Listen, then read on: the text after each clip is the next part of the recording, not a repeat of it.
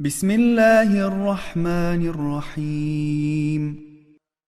يا رب البيت الحرام، يا رب الشهر الحرام، يا رب المسجد الحرام، يا رب البلد الحرام، يا رب الركن والمقام، يا رب المشعر الحرام، يا رب الحل والحرم، يا رب النور والظلام، يا رب التحية والسلام، يا رب الجلال والإكرام.